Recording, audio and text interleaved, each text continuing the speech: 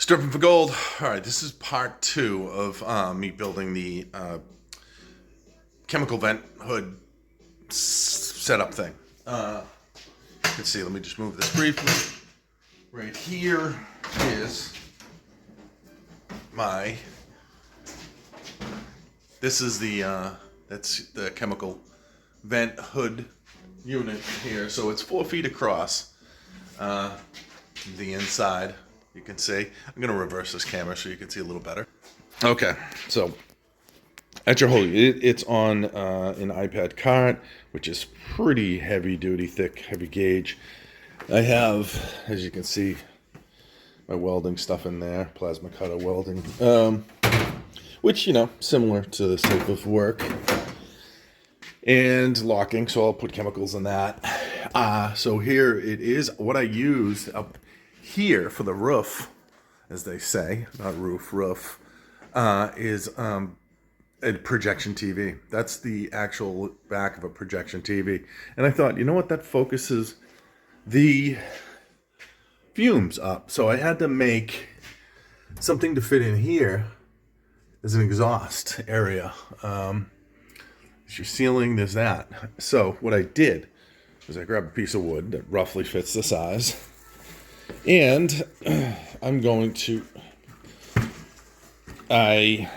took some, 4-inch PVC parts, and this is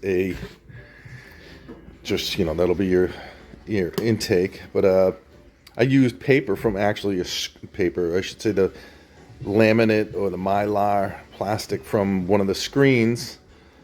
From an LCD, and cut the hole in the wood, and put the whole unit on like so.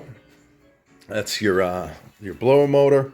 It's adjustable. The only problem is I'll have to go up there and adjust it, unless I put a dimmer actually on this, which you can do. So I might do that, but we'll see. We'll see how loud. If this thing's quiet enough, I'll put it on a mid-range speed, or I'll just get up there and turn it. I can probably reach up. We'll get close to it with just a step ladder.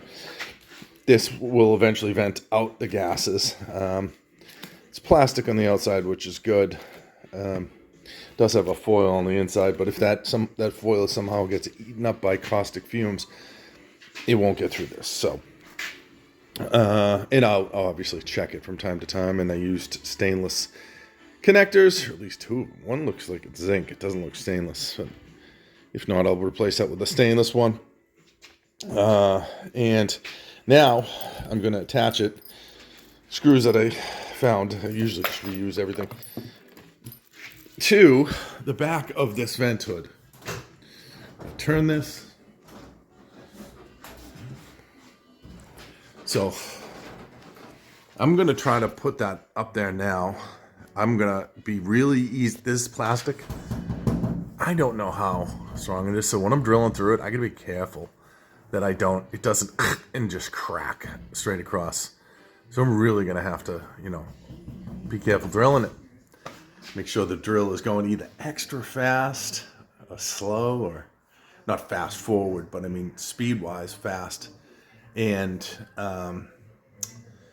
slowly go forward, not just jamming in, because it will catch the plastic and snap it, and then I'll end up with a broken hood, in which case I gotta find another projection TV to scrap, or I have another one over here, but it's smaller.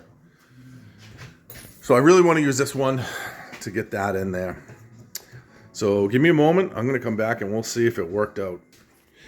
All right, I just wanted to jump back in. So I realized I never bolted that down to the rest of that unit there. It was just sitting by gravity. So I pulled this down, a little bit easy to work with.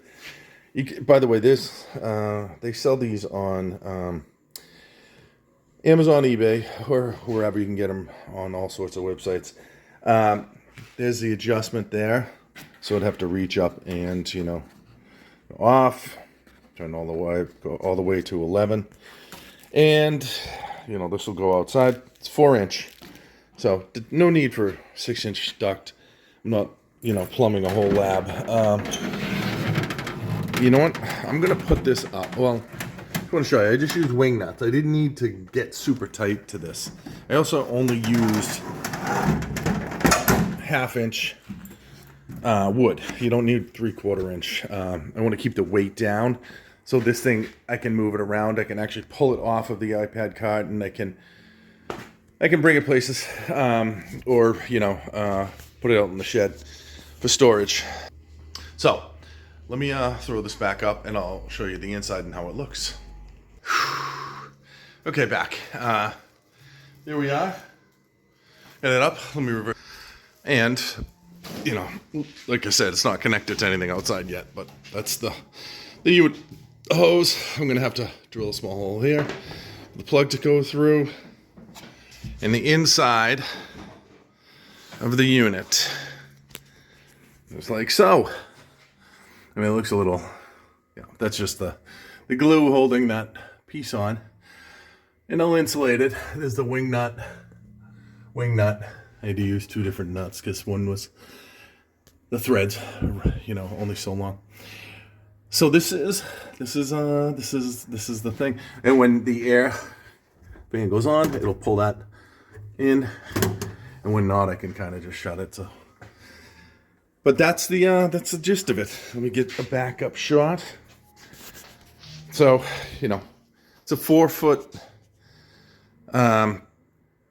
opening, and there will be 2. I'll use plexi from the televisions, pushing it back into place. Use plexi from the televisions, the screens that I cut. They'll be held into place by those hinges that are made to hold glass or plexiglass. And yeah, with the fan on, it's gonna pull up air, and there'll be a little crack around the plexi which will let air flow in and up. So anything that's being worked on in this chemical area will rise and go up and out that chute. So it'll be a negative atmosphere. Over here, you'll see the cement board. That is going to be the floor here, because it's going to have, resistance to acids and caustic things. I might put down a layer of something first, and on top of that, I'm going to have a layer of white polycarbonate, which comes from also TVs. You can see from LCDs, thin layer of it, but it'll be the base, nice and white. And I'm gonna wire in a light. Right now it's just this.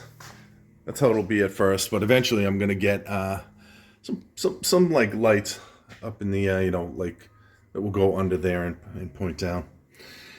Also, that white polycarbonate eventually will be coated on the inside to protect any caustic vapors from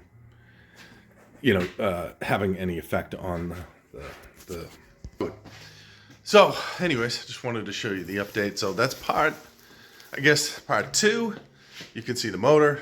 Well, you can't now, but you can see that I did do the motor, and you can see it's getting close. I'm about 65% done, I'd say. Yeah, 65%. So thanks again for watching. Next time we'll finish this up. I'll show you it with, so there it is. I'll show you it with the everything built. Now let me just give you a quick side view too. You can see the depth of it. It moves really easily on that iPad card. I love it. So that's your depth, I didn't want it to teeter off of the cart, and it really won't. It's not heavy. It's made with 2x3s in 1/2 inch, or 7/16. Not even really 1/2 inch, 7/16 inch plywood, or fiberboard, whatever you call that. And that's your motor assembly up there. Plenty, it's adjustable, so if it's loud, I can dial it down depending on what's going on in there. This is the iPad cart. I don't know. Tell me what you think. Put in comments or click like, subscribe. Peace.